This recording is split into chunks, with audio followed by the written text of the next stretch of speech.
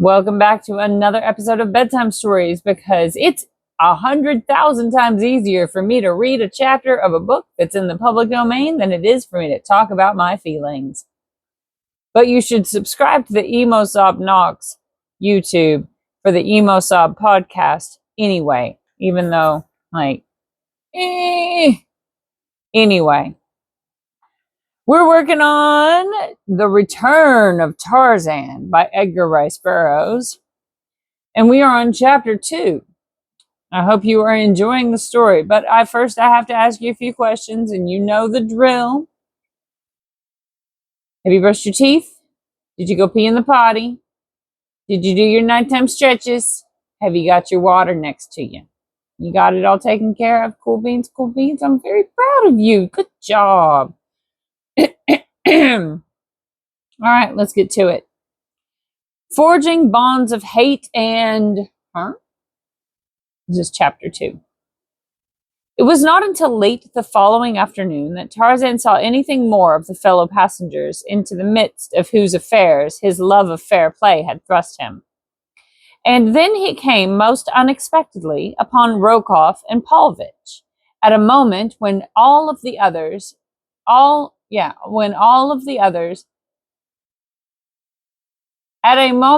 of all others, the two might least appreciate his company. They were standing on deck at a point which was temporarily deserted, and as Tarzan came upon them, they were in heated argument with a woman. Tarzan noted that she was richly apparelled, and that her slender, well-modeled figure denoted youth, but as she was heavily veiled, he could not discern her features.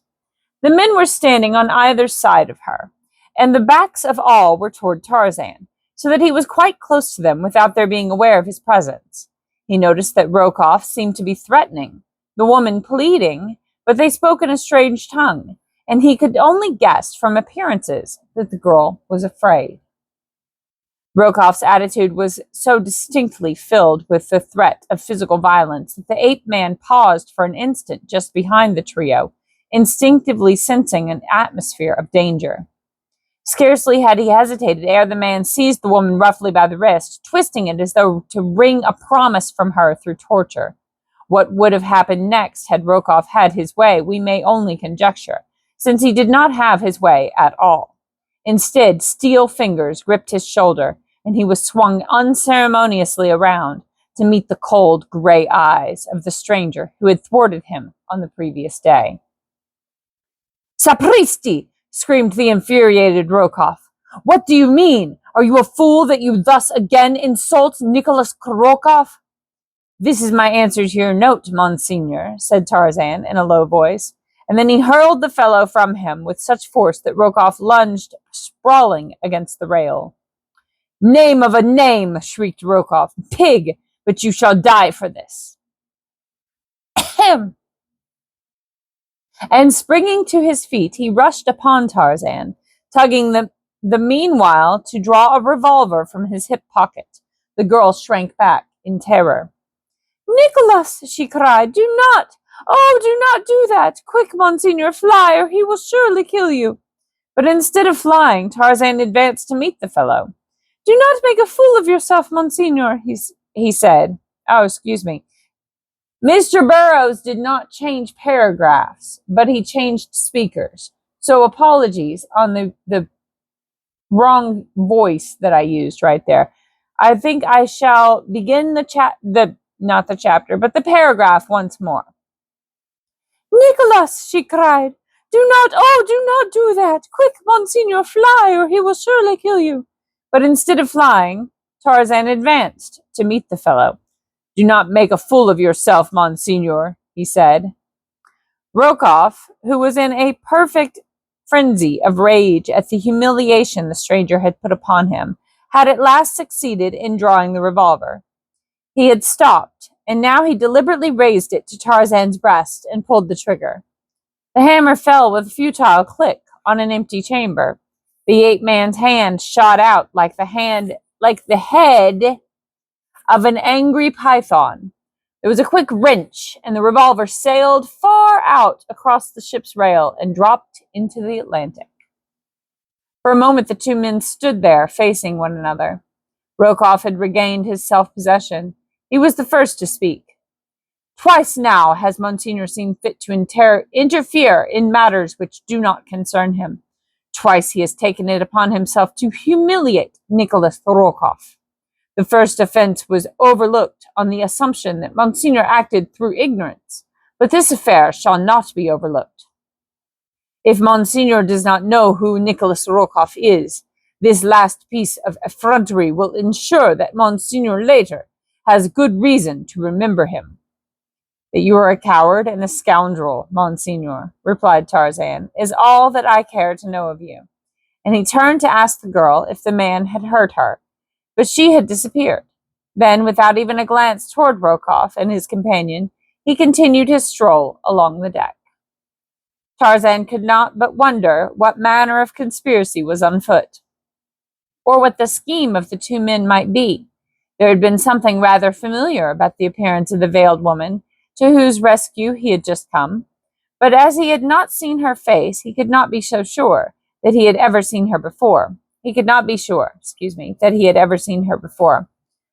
The only thing about her that he had particularly noticed was a ring of peculiar workmanship upon a finger of the hand that Rokoff had seized, and he determined to note the fingers of the woman passengers he came upon. And he determined to note the fingers of the women passengers he came upon thereafter, that he might discover the identity of her whom Rokoff was persecuting. And learn if the fellow had offered her further annoyance. Tarzan had sought his deck chair, where he sat speculating on the numerous instances of human cruelty, selfishness, and spite that had fallen to his lot to witness since that day in the jungle, 4 years since that his eyes had first fallen upon a human being other than himself. The sleek black Kulonga, whose swift spear had that day found the vitals of Kala, the great she-ape, and robbed the youth Tarzan of the only mother he had ever known. He recalled the murder of King by the rat-faced Snipes, the abandonment of Professor Porter and his party by the mutineers of the Arrow, the cruelty of the black warriors and the women of Mumbanga to their captives, the petty jealousies of the civil and military officers of the West Coast colony that had afforded him his first introduction to the civilized world. Mon Dieu, he soliloquized, but they are all alike, cheating, murdering, lying, fighting, and all for things that the beasts of the jungle would not deign to possess, money to purchase the effeminate pleasures of weaklings, and yet withal bound down by silly customs that make them slaves to their unhappy lot, while firm in the belief that they be the lords of creation, enjoying the only real pleasures of existence. In the jungle, one would scarcely stand supinely aside while another took his mate. It is a silly world, an idiotic world, and Tarzan of the Apes was a fool to renounce the freedom and the happiness of his jungle to come into it. Presently, as he sat there, the sudden feeling came over him that eyes were watching him from behind, and the old instinct of the wild beast broke through the thin veneer of civilization, so that Tarzan wheeled about so quickly that the eyes of the young woman who had been surreptitiously regarding him had not even time to drop before the gray eyes of the ape-man shot an inquiring look straight into them.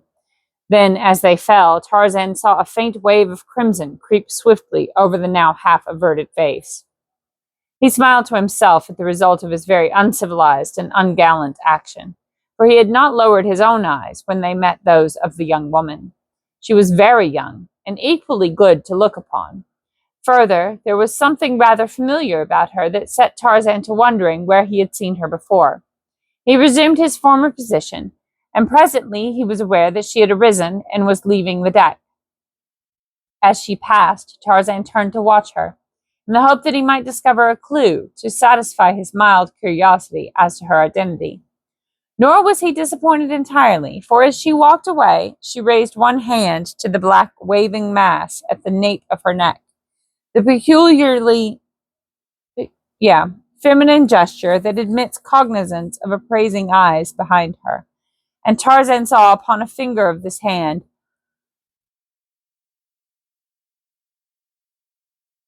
the ring of strange workmanship that he had seen upon the finger of the veiled woman a short time before. So it was this beautiful young woman Rokoff had been persecuting. Tarzan wondered, in a lazy sort of way, whom she might be, and what relations one so lovely could have with the surly, bearded Russian. After dinner that evening, Tarzan strolled forward, where he remained until after dark, in conversation with the second officer. And when that gentleman's duties called him elsewhere, Tarzan lolled lazily by the rail, watching the play of the moonlight upon the gently rolling waters. He was half hidden by a davit, so that two men who approached along the deck did not see him.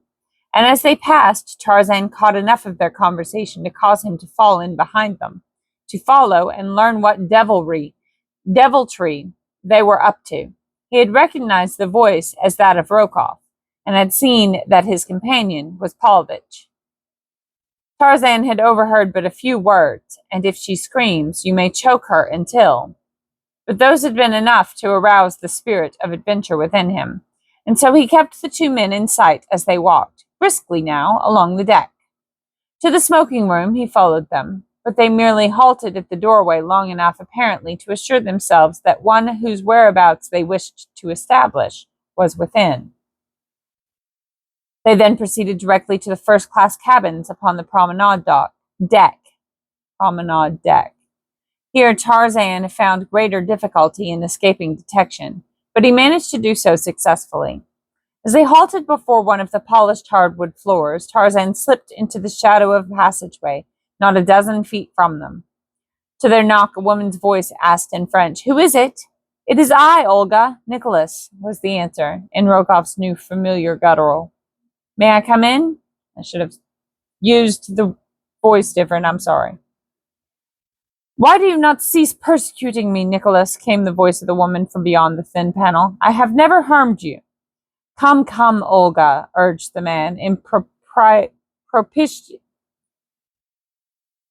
I've looked this one up before. Propitiatory tones. It means pleading. And just Burroughs liked to use big 50-cent words. Don't think anything of it.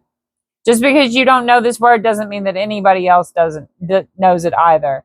You have to have like a doctorate in literature in order to know all of these. Anyway, I but ask a half-dozen words with you. I shall not harm you, nor shall I enter your cabin, but I cannot shout my message through the door. Gracious, golly. I do apologize. I must hydrate my throat.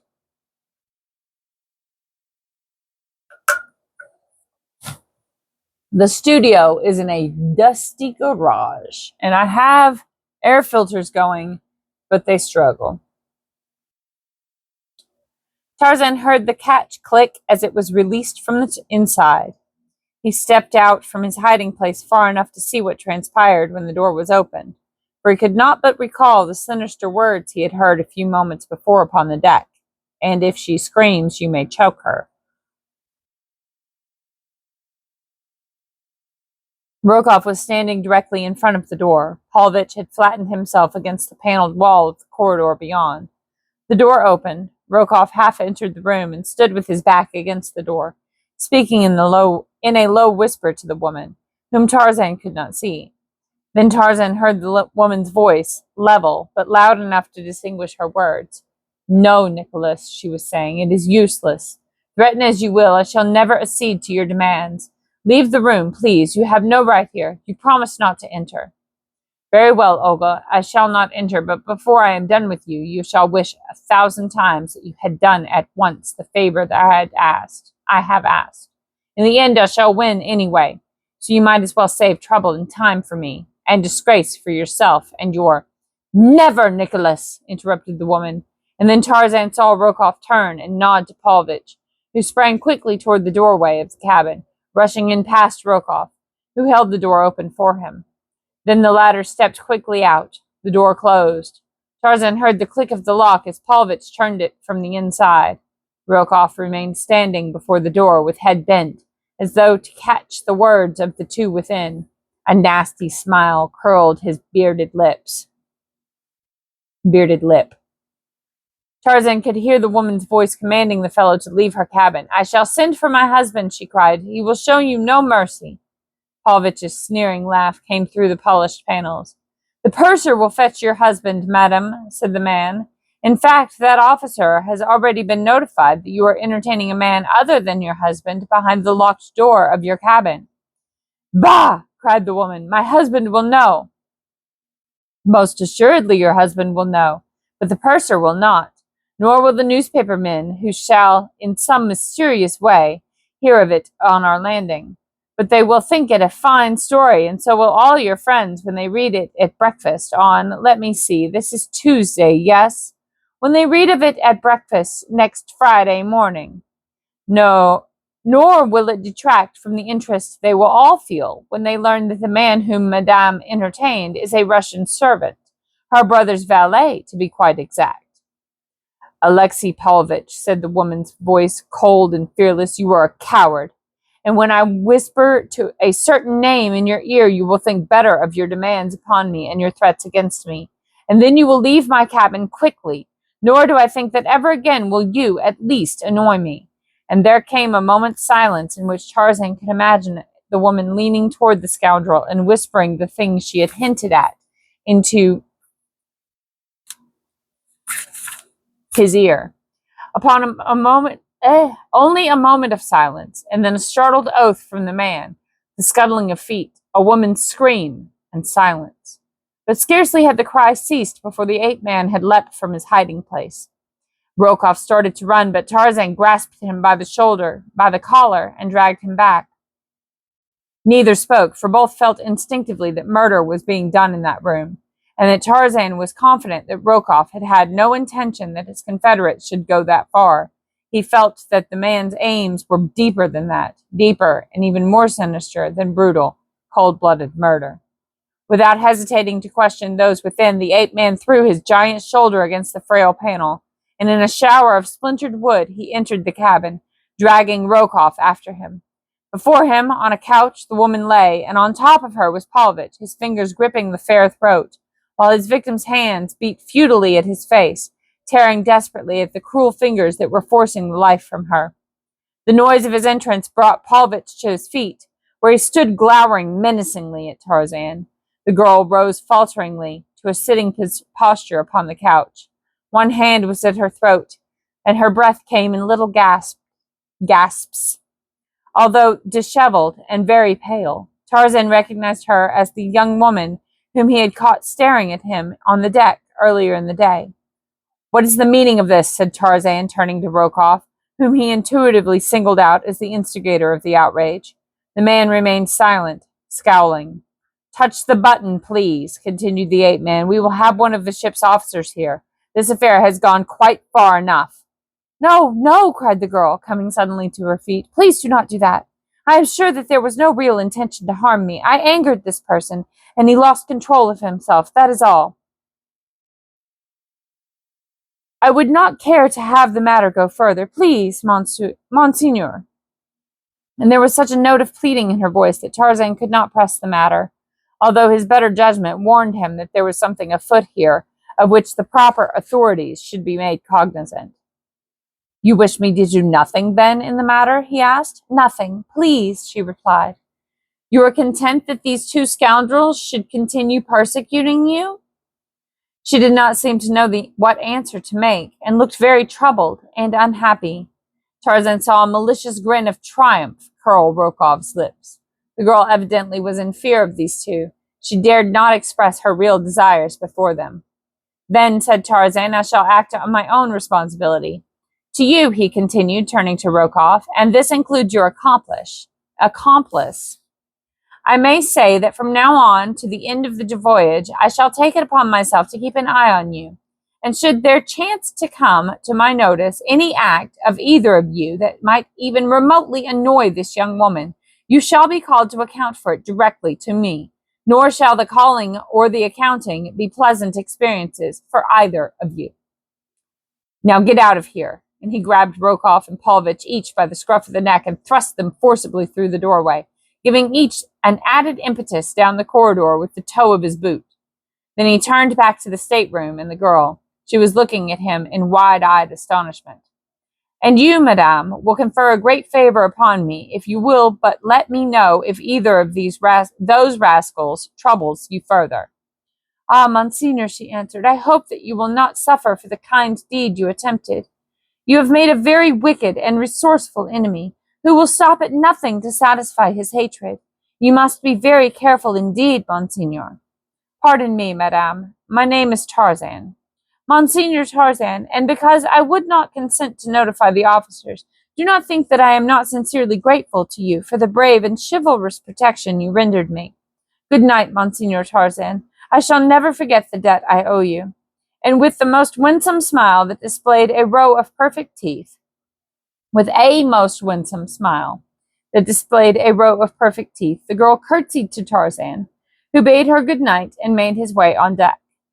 It puzzled the man considerably that there could be two on board, this girl and Count de Could, who suffered indignities at the hands of Brokoff and his companion, and yet would not permit the offenders to be brought to justice. Before he turned in that night, his thoughts reverted many times to the beautiful young woman in the evidently tangled web of whose life fate had so strangely introduced him. It occurred to him that he had not learned her name. That she was married had been evidenced by the narrow gold band that encircled the third finger of her left hand. Involuntarily, he wondered who the lucky man might be. Tarzan saw nothing further of any of the actors in the little drama that he had caught a fleeting glimpse of until late in the afternoon of the last day of the voyage. Then he came suddenly face to face with the young woman as the two approached their deck chairs from opposite directions. She greeted him with a pleasant smile, speaking almost immediately of the affair he had witnessed in her cabin 2 nights before. It was as though she had been perturbed by a conviction that he might have construed her acquaintance with such men as Brokoff and Paulvitch as a personal reflection upon herself. I trust that Monsignor has not judged me, she said, by the unfortunate occurrence of Tuesday evening. I have suffered much on account of it. This is the first time that I have ventured from my cabin since I have been ashamed, she concluded simply. One does not judge the gazelle by the lions that attack it, replied Tarzan. I had seen those two work before, in the smoking room the day prior to their attack on you, if I recollect it correctly. And so, knowing their methods, I am convinced that their enmity is a sufficient guarantee of the integrity of its object. Men such as they must cleave only to the vile, hating all that is noblest and best. It is very kind of you to put it that way, she replied, smiling. I have already heard of the matter of the card game. My husband told me the whole story, the entire story. He spoke especially of the strength and bravery of Monsignor Tarzan, to whom he feels that he owes an immense debt of gratitude. Your husband? Repeated Tarzan questioningly. Yes, I am the Countess de Could. I am already amply repaid, madam, in knowing that I have rendered a service to the wife of the Count de Could. Alas, Monsignor, I already am so greatly indebted to you that I may never hope to settle my own account. So pray do not add further to my obligations. And she smiled so sweetly upon him that Tarzan felt that a man might easily attempt much greater things than he had accomplished, solely for the pleasure of receiving the benediction of that smile. He did not see her again that day, and in the rush of landing on the following morning he missed her entirely. But there had been something in the expression of her eyes as they parted on deck the previous day that haunted him. It had been almost wistful, as they had spoken of the strangeness of the swift friendships of an ocean crossing, and of the equal ease with which they are broken forever. Tarzan wondered if he should ever see her again. And that's the end of chapter 2. What do you think? Pretty exciting. Well, good night. Sleep tight. Don't let the bedbugs bite. And if they do, you bite them back, okay? I love you so very much. Good night.